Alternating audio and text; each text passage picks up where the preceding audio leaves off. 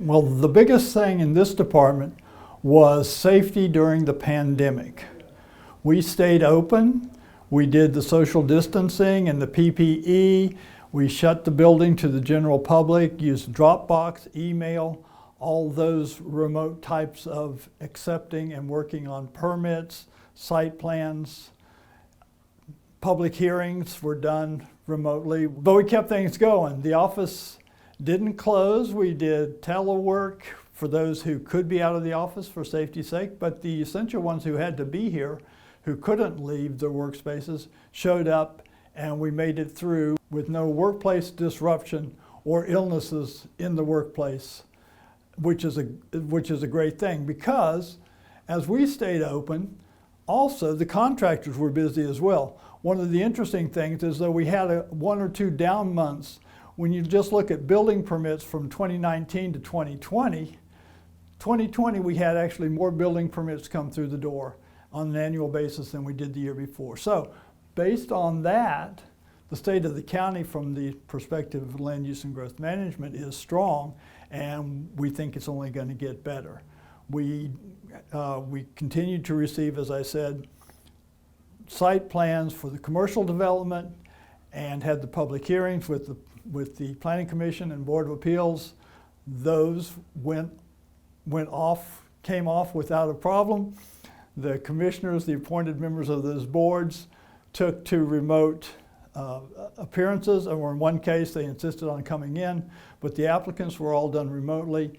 We never had to drop a public hearing because of technical difficulties.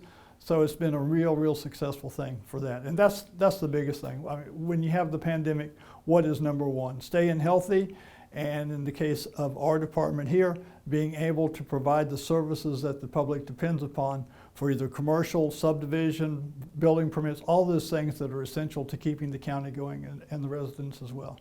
So that was the biggest thing. The other thing, as far as the project goes, was the St. Clement Shores Wastewater Treatment Plant Priority Funding Area Exception Area. This was a joint effort of the Health Department, the Metropolitan Commission, and the Department of Land Use and Growth Management to enable 140 built residences that are now on septic systems that eventually are going to fail and can't be replaced to hook up to the St. Clement Shores Wastewater Treatment Plant when it gets expanded. Metcom's in charge of the expansion, which is expected to be completed all the way, construction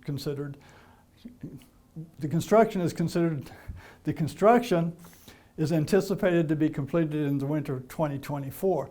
But before that could take place, because in Maryland, you have to have, your infrastructure has to be consistent with your comprehensive plan.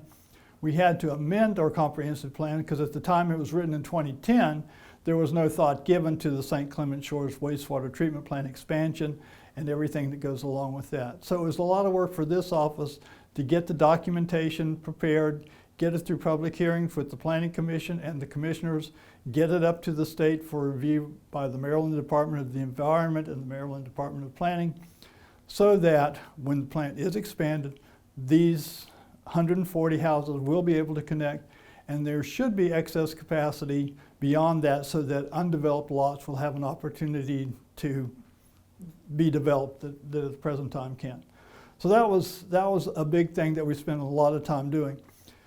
The other thing that really took a majority of our time, the current planning, as I mentioned, building permits, site plans and the like, this other project with the PFA exception area.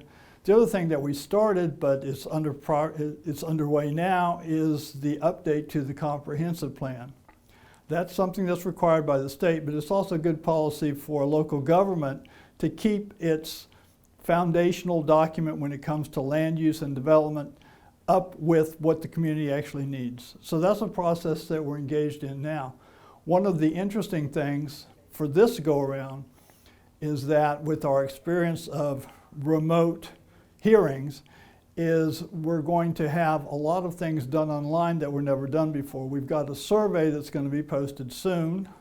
It should be posted by the time you're seeing this, that will enable residents to send us their thoughts without having to attend meetings, which was the norm in the past. We'll still have public meetings, but we won't have to rely on those as much as we did as much as we did previously because of the advances that the county has made in our ability to communicate remotely through the infrastructure of IT. The survey is going to be posted on our website and will be publicized. There'll be a notice of the survey as well as the documents as they're completed on the county website and our webpage within the website so that people can go and see where we are in the process. Another thing that we've done that hadn't been done in the past is we've taken the comprehensive plans that the county has adopted since 1967 and we scanned those and we put them on our website. The thought is that every comprehensive plan has a section of visions and it has a section on implementation. And of course, implementation lags behind visions because implementation is very expensive. But as far as the visions and what residents have wanted since 1967, it's very easy now for a resident to go to the website and look at those plans through the decades and see what was hoped for back then, what's been accomplished, what hasn't been accomplished, what should be accomplished. I think it will give a nice historical foundation for what we're planning to do, and we'd like to be finished, if not 2021, 2022. There are so many facets to the department, and not just the department, but the department's place within the entire county structure of governance. Land use and growth management is a very rewarding place to work because we do work with the commissioners to set the policy or to implement the policy that they set. And it goes all the way from the front counter when the permits come in through the inspectors who make the final inspections and also who get called when there are alleged zoning violations.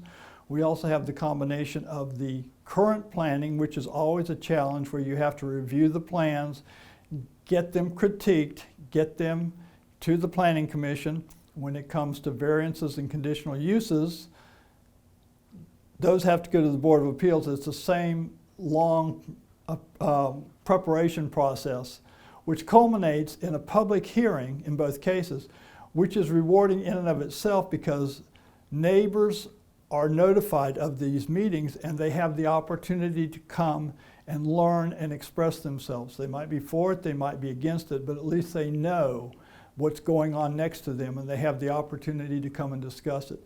Being in the midst of all of that, plus working with the Department of Public Works and Transportation, which of course we work with closely for roads in particular, and always with the legal department because you never want to do anything that can't be supported legally, is just a very dynamic and interesting place. And I think that the majority of the folks who work here like that aspect of it too. It's not the same.